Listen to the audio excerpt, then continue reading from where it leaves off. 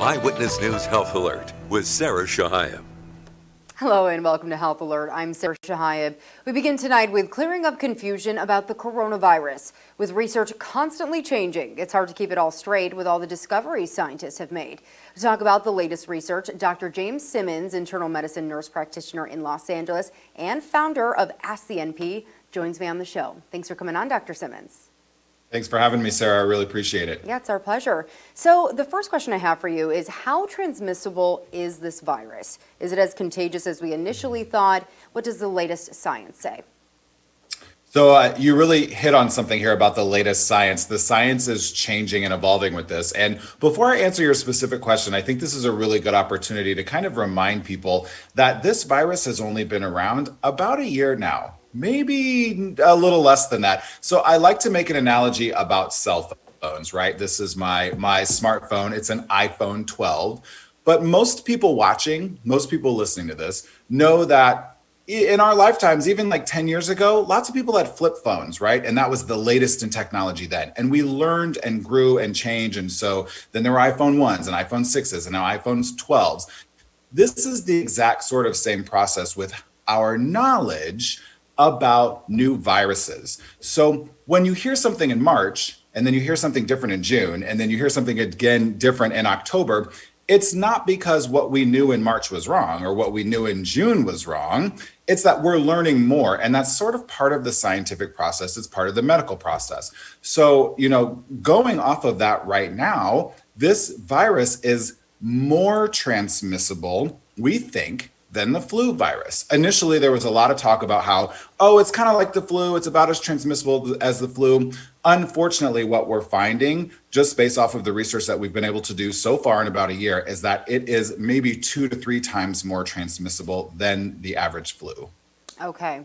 I like that analogy too, how you related that to the technology that we're facing today. It's definitely a lot like that. So we've been experiencing this pandemic for most of the year, as you mentioned, and we're starting to get a better understanding of the long-term effects of it, really showing it's not quite like the flu, as some continue to liken it to. So what are some of those lasting effects we are seeing with the coronavirus after people have recovered?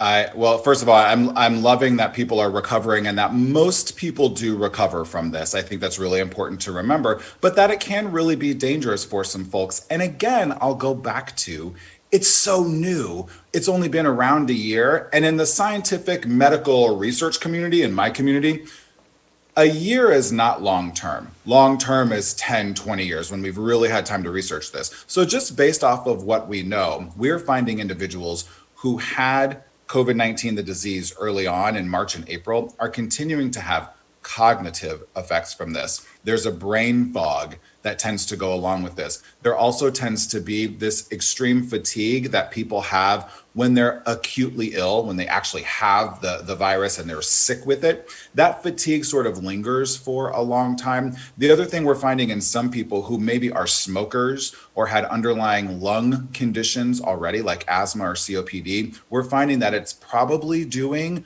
permanent and irreparable damage to their lungs on a long-term basis. Wow, that's really scary to learn about. Well, here's something that's sort of positive in this fight against the coronavirus. Death rates have been going down recently, which is a good trend. We want to see those numbers go down. So touch on that for us a little more. And in general, what is the likelihood of recovering from coronavirus? Absolutely. I'm so glad that you brought that up because, depending on where you get your news and who delivers your information, sometimes you're hearing numbers given in a different way. And I think it's really important to sort of clarify that. Regardless, the death numbers are starting to go down from this. So what we mean by that is the number of individuals who get sick with contract coronavirus, SARS-CoV-2, which turns into COVID-19, the disease, the number of people who have to be hospitalized for that and die from that is going down, which is fantastic. So some of the latest research, it was about 26 to 28% of individuals who were hospitalized with COVID-19 did end up dying. That was early on in the pandemic. Now that's down to 7 or 8%. And I think that really goes to individuals who have pre-existing conditions really are protecting themselves. We really have learned, whether you like them or not, masks really work. So people who need to be wearing masks, which is all of us, most folks are wearing masks, particularly people with underlying health conditions. Also, we've just gotten better in the hospital system at knowing what to do with this. Early on, we would intubate people very quickly, which is when we put them on the breathing machine, on life support, if you will. Now we know that should be an absolute last measure. Things like remdesivir, the first FDA-approved drug to treat specifically COVID-19. We know when we can start that medication, who it's good for. It seems to decrease the amount of hospitalizations, although there's not a lot of good data about the mortality. But lots of different interventions, Sarah, are part of why I think these death numbers are going down. But also, I want to give a lot of credit back to the American public, to people who are really listening, to wearing their masks, to staying socially distant. Not getting people with underlying conditions infected with this is really the key. Absolutely. All right, so let's talk about quarantine. So it was previously recommended that people stay in quarantine for 14 days after testing positive for the virus. But now guidance has changed, where it's become more symptoms-based to determine when someone is ready to be released. So can you touch on that a bit more? Another item that changed, right? That is now like confusing everyone, and that's okay. Everyone just keep coming along because it's probably going to change again. So you're right, Sarah, it's symptom-based right now. So 10 days from your first symptom, that's criteria number one. So there's 3 criteria you have to meet before you can get out of quarantine. So you have to have no fever without a fever-reducing medication. So you can't take Tylenol or ibuprofen to bring your fever down. You have to have a fever without fever-reducing medication. You have to have improvement in your symptoms, and it has to have been at least 10 days from the onset of your symptoms. Those are the only 3 criteria according to the CDC now. If you meet all 3 of those criteria after a positive diagnosis, you no longer need to be quarantined. It's pretty great news. Yes, it really is. Well, according to the CDC, again, someone can still test positive for the coronavirus even within 90 days of originally contracting it. But that doesn't mean they're still infectious. This is one that a lot of people are still confused about. So can you shed light more on that for us? Absolutely. So Sarah, you'll learn I'm all about my analogies. So I'm going to bring this one back to another analogy. So the tests that we use, particularly the PCR test and even some of the rapid tests, what they're looking for is evidence of the virus, particularly the RNA of the virus. So the absolute smallest building blocks of the virus. Here's my analogy. Let's say you come up to a driveway and you see that there are a couple of tires and a steering wheel and a seat belt in that driveway. You can probably surmise that at some point in time, there was a car in that driveway. But you can't drive those 2 tires, that steering wheel, and that seatbelt.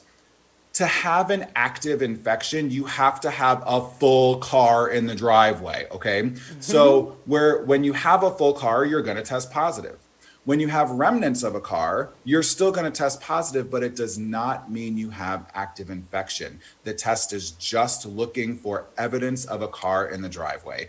And I hope that analogy works for y'all. Some people get that analogy, some don't, but I hope it makes a lot of sense. It made all sorts of sense. I love that analogy. All right, and what about immunity? I know there have only been a handful of cases around the world where someone got infected twice, so we don't have a lot of cases to go off of, but what do we know at this point about the length of time someone can stay immune? So immunity is really key, right? We hear, our president and Rand Paul and lots of other individuals who have had COVID-19 sort of running around in the public and talking about their immunity. And to be honest, Donald Trump might actually be a little bit immune right now because the information we have so far, and again, I want to remind everyone, this virus is less than a year old, so we're learning more every single day. Immunity probably only lasts where it's effective 3 months, maybe 6 at maximum, maybe 6.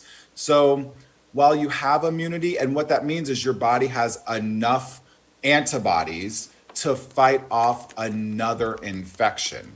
You're right, Sarah. We have seen, there has been one documented case of someone who unfortunately died of the second active infection of this. There have been a few cases around the world that are similar.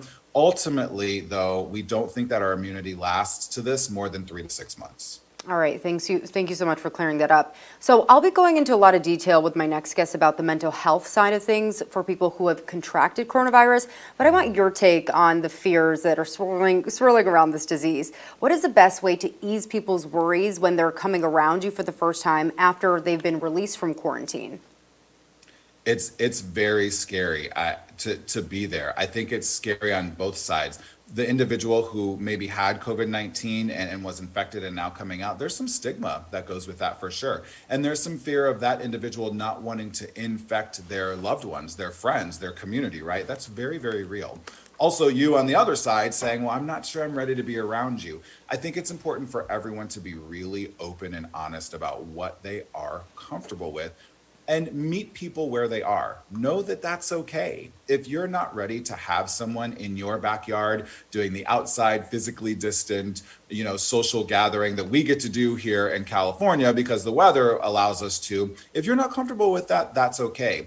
You can go by the data and the science that will let you know that it's okay for that to happen after 10 days with no fever, symptoms are getting better. But if you're not comfortable with it, you're not comfortable with it.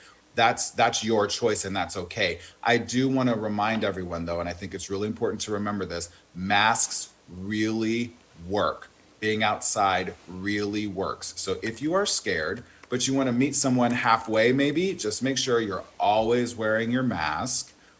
It can reduce the spread by up to 96%, and being outside lessens your chance by 20. So you're 20 times more likely to get it inside versus 20 times less likely to be, to contract the illness outside. So be outside, wear a mask, you'll be okay. Dr. James Simmons, founder of Ask the NP. You've certainly lived up to your name, answering all the questions I asked. Thank you so much for your time today. My pleasure, Sarah, anytime.